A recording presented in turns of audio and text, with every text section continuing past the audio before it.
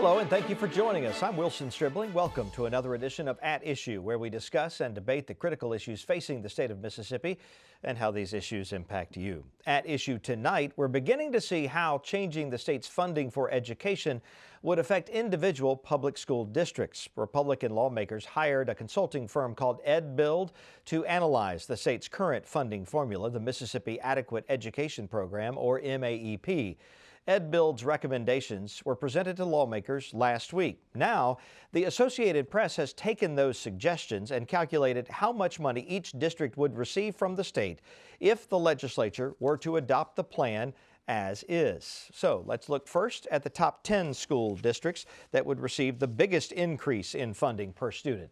Benton County tops the list at $1,114 more per student, followed by Holmes, East Tallahatchie, Durant, Poplarville, Noxubee, Wilkinson, Greene, Jefferson, and LaFleur.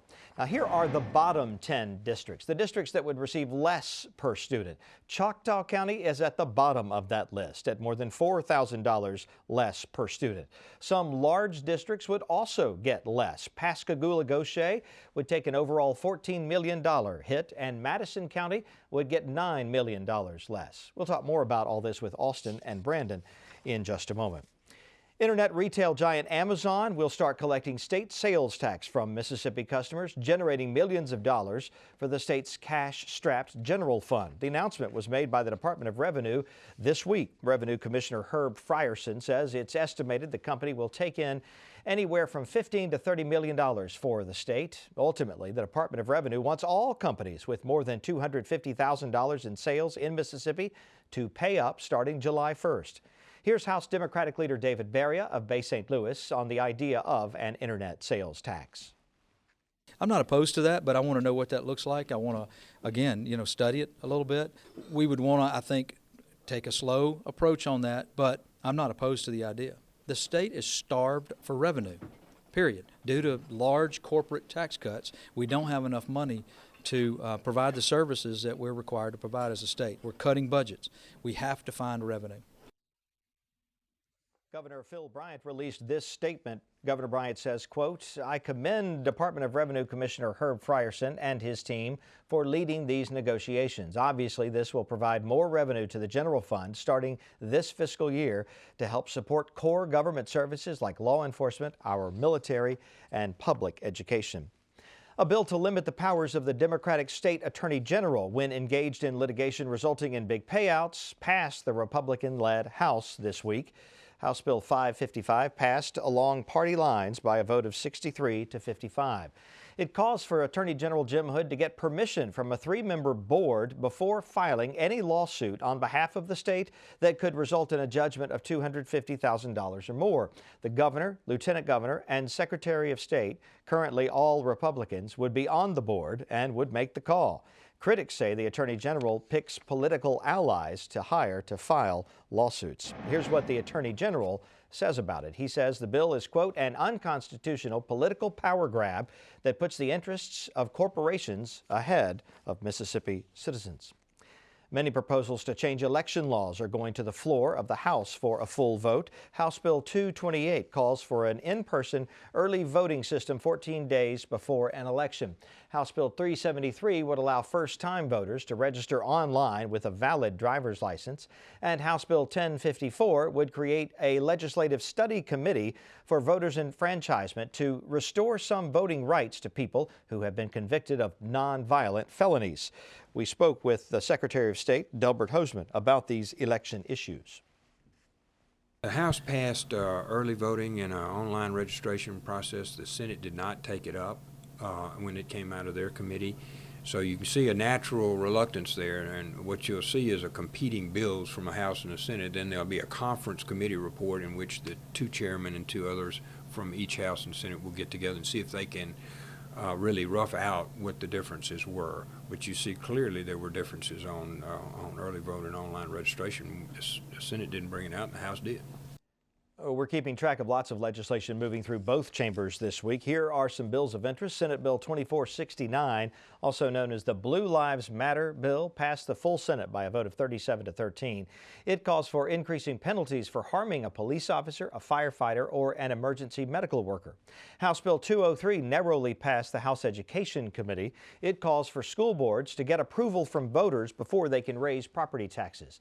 A bill that may cause controversy down the road also passed out of committee. House Bill 280 calls for public schools, K through 12, to fly the state flag or risk losing state accreditation.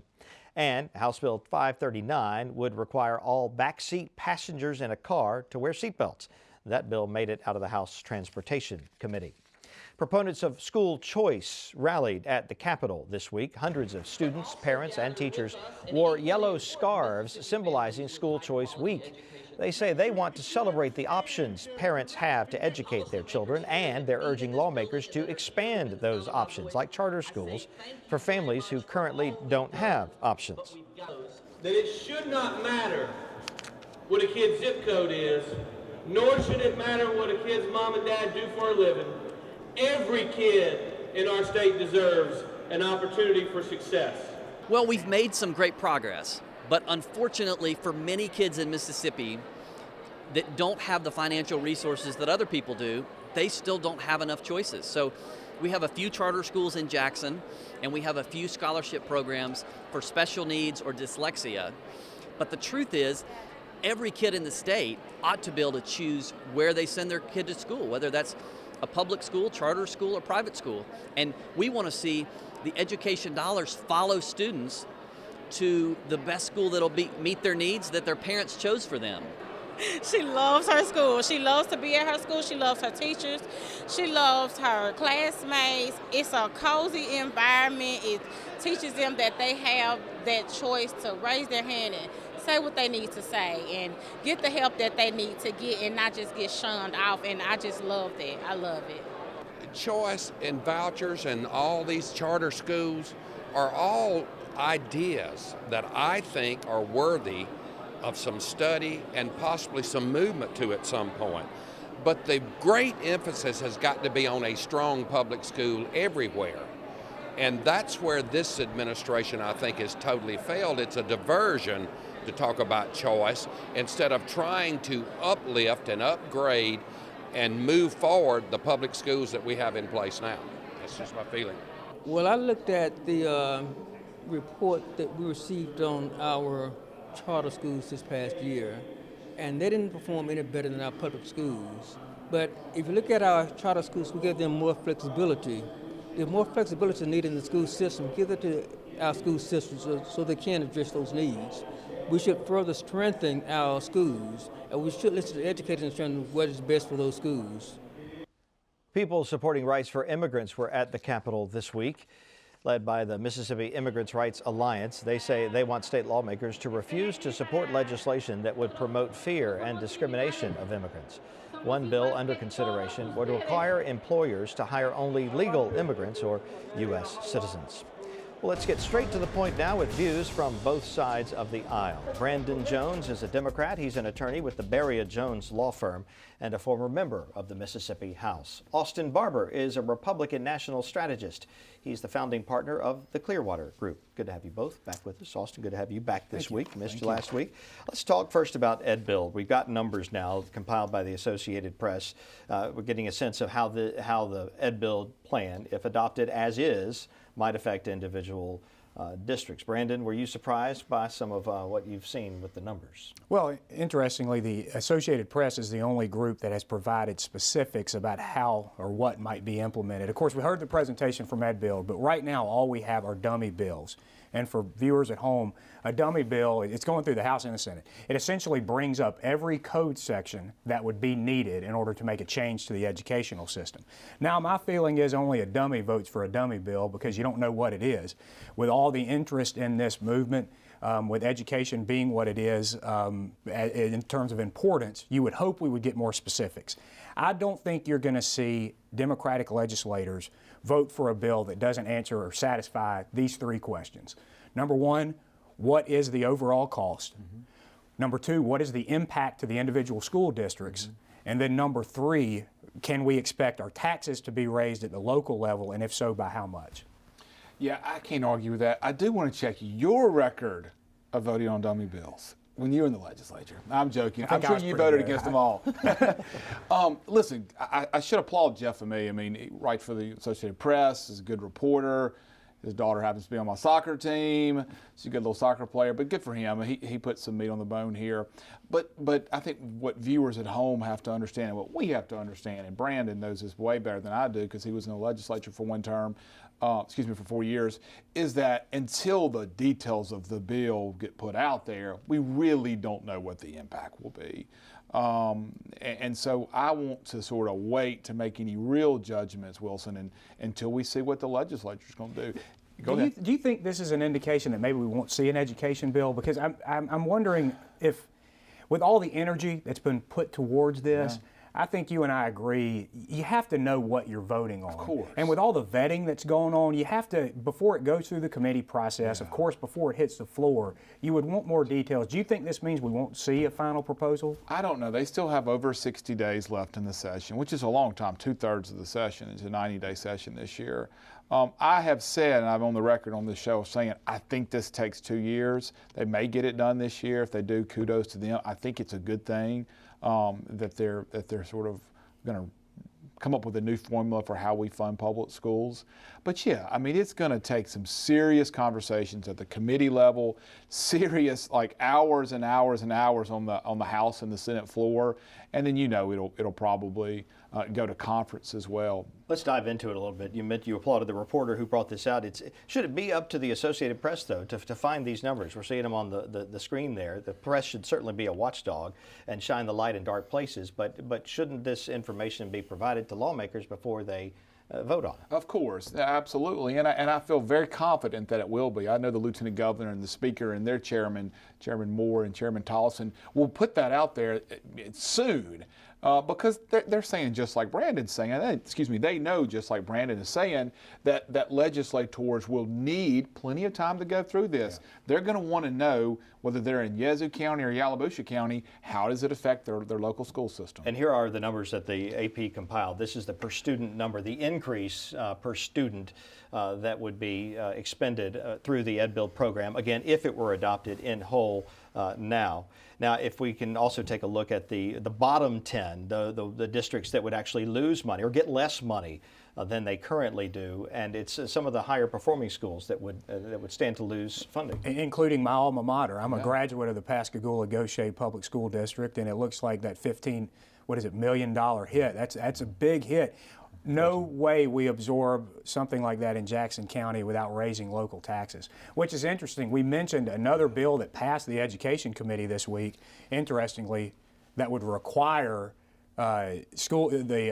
public support for a school board's decision to raise taxes at the local level.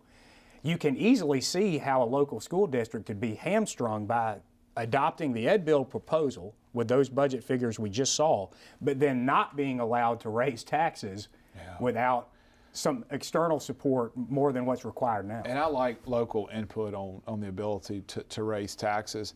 But listen, and who knows if it's going to be $14 million that Jackson County gets cut or $14 million that Jackson County gains. We'll just have to see with the details. But anybody, and there are going to be some losers in this. There are going to be some counties that are going to get less money. I probably shouldn't say that so authoritatively, but I feel confident there probably will be. Those districts, I'm sure, and I read where the Madison County superintendent said, hey, listen, if you're going to cut us, and Madison County is one of those that got cut, don't just do it all at once. Give us time to figure this out. If you're going to cut us $5 million, $500,000, $25, whatever the number is, do it over time. Let us absorb this. But a vast majority of the school superintendents that were quoted in Jeff and me's piece by the Associated Press were very excited. They said these new dollars that we get, we'll get to hire more teachers, pay our teachers better, more computers, more tutors. This is a good thing for public schools that the legislature is doing this. But it's a little shifty, because if you go and you talk to a school administrator who's just been told by Jeff Amee's bill, because this doesn't represent any proposal that's out there, but he goes to them and says, hey, you might be getting X million more dollars. Would that be good? What public school official in their right mind is going to say no to that? Of course they're going to embrace it. Look, Steve Holland has been right on this issue ever since he got into the legislature, which I think was when you and I were in kindergarten, when he says we have to make a focal point out of our public schools, and each community deserves a good public school. This is a big deal. We need more specifics.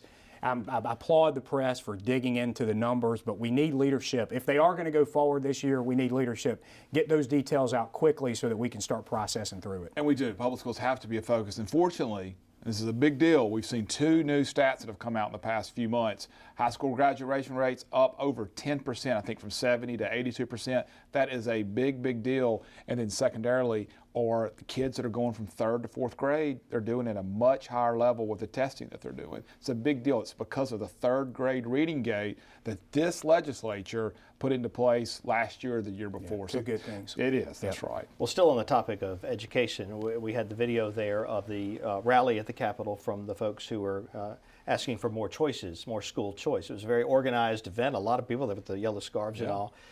We have charter schools in Mississippi now. Austin, what more does the legislature need to do? Does the legislature need to provide more choices for parents in educating their children? Yeah, listen, I'm a big believer in choices. I think what we've got to see, and I know Brandon will say this, I'll take it away from him, we've got to see good results from the charter schools that are here in Jackson. I think the first year they performed probably not as well as, well, not probably, they didn't perform as well as I know the people who run the charter schools expect that they will in years 2, 3, 4, and beyond, and we got to give them that opportunity. Jackson Public Schools have been failing for a long time. Let's give the opportunity for these charter schools to do a good job. But listen, charter schools are not needed everywhere. But Brandon lives in Madison County. Great public schools in Madison County. Great public schools in Rankin County. They're just not needed everywhere. But in a lot of places, whether they're in my hometown of Yazoo City or the Yazoo County Public Schools, there are places where kids are trapped in failing public schools. As we always, sadly, have to come back and use Jackson as an example because we're sitting in Jackson right now. These kids, as the Lieutenant Governor said, should not be trapped. Should not be biased against them because of what their zip code is or what their mama or their daddy does for a living. So I think in the right way, we do need to have more opportunities for charter schools around the state in the places that need it, Brandon. Our entire conversation today is kind of around this business of what do you do with a budget that's just not living to what we would hope it would. We're talking, the only reason we're talking about rejiggering our education system is because of funding.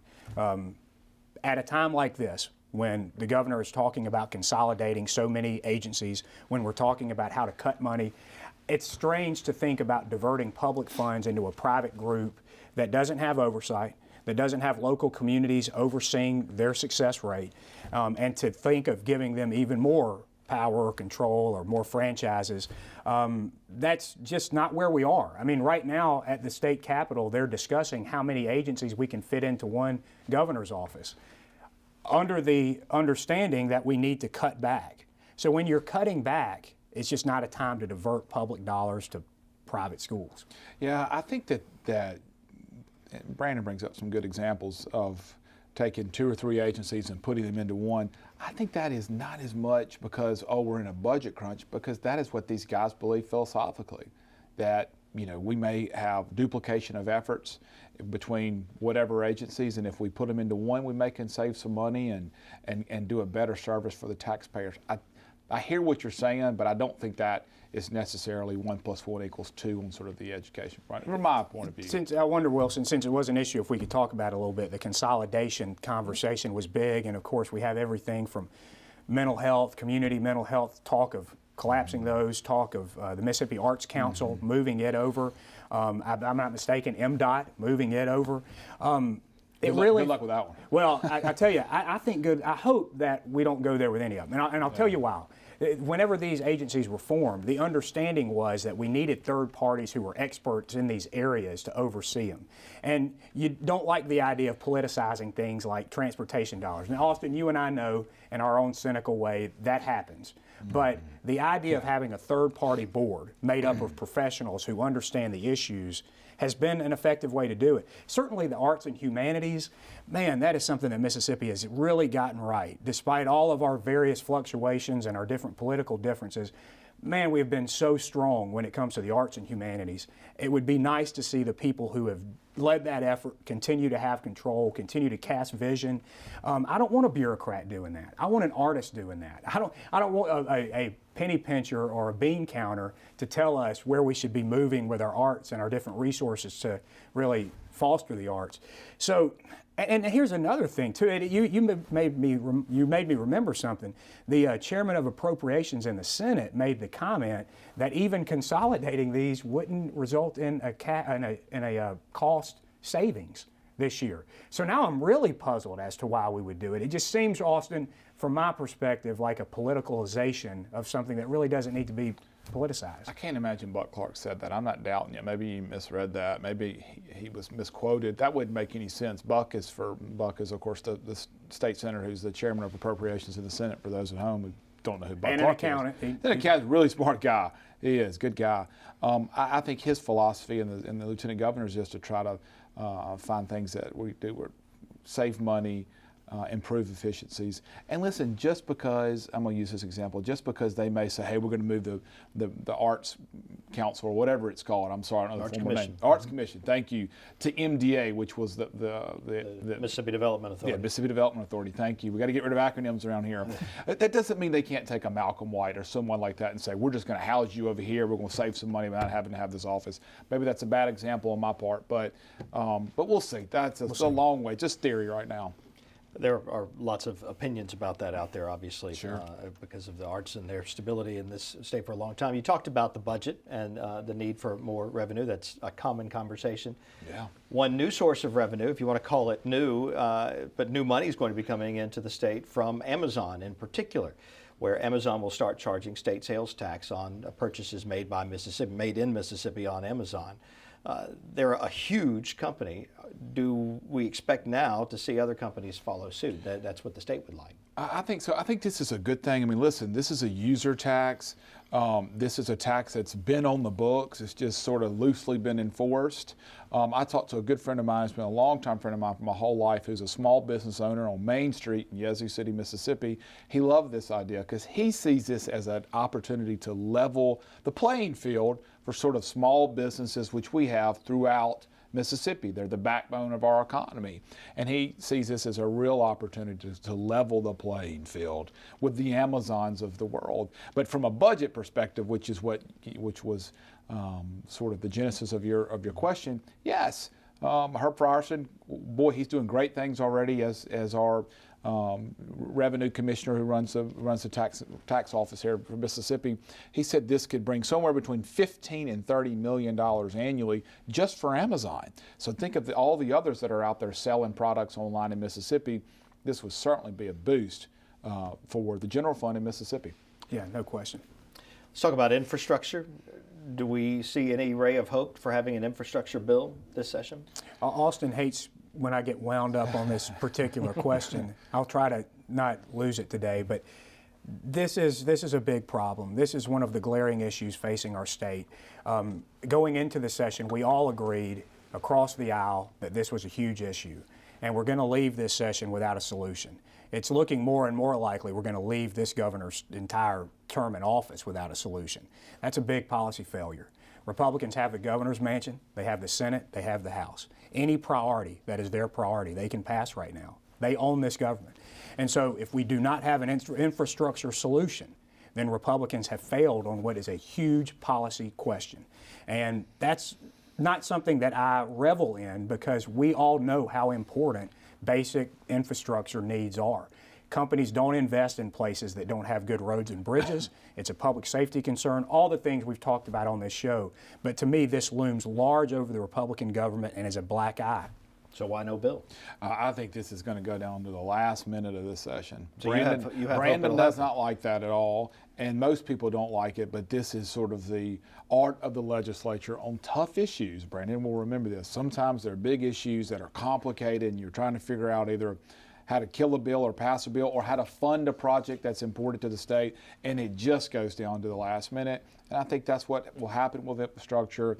There's no way, I've said this before, that they could go fund it at some of the levels that MEC has asked for, $325, $350 million annually. The Mississippi Economic Commission. Gosh, I've got to get away from my acronym. I tell you, this guy. Yeah, it's good. Thank you. I'm showing off now. Yeah, you really are. But there's no way that it can be funded because we just don't have the revenues to do that. We just don't. Look, seeing Amazon bring these new dollars into the general fund helps on big issues like infrastructure, but we need many more. The Amazon Superhighway. The Amazon Superhighway between Jackson and Madison. Because because the tax thing, back to Amazon, that's something that's, like you said, it's been on the book. So, but it's been kind of fuzzy because it was something that was a voluntary thing, was it not, for companies doing business online here they could charge it if they wanted Purely, to. and you know, look, the first time I heard about the need for us to press on this issue came from Governor Barber. He began to mention it more and more frequently during his second term, and there were a lot of us in the legislature at that time who were intrigued by that concept.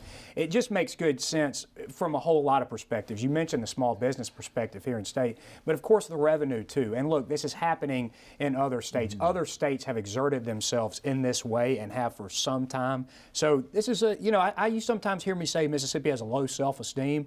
I like it when we exert ourselves and demand the same treatment that other states are getting. And I guess you can't call it a new tax if it's a tax that's been on the books for a long time, just not collected. That's right. So we'll see how much is collected from here and how it might Everybody affect our gets to state keep budget. their sacred tax pledge that's so precious to them. Gentlemen, thank you both, Austin, Brandon, and thank you for joining us. We're out of time on At Issue tonight. Don't forget, you can check out the program on our website, mpbonline.org. We're out of time for tonight. We hope you'll join us again next week for another edition of At Issue.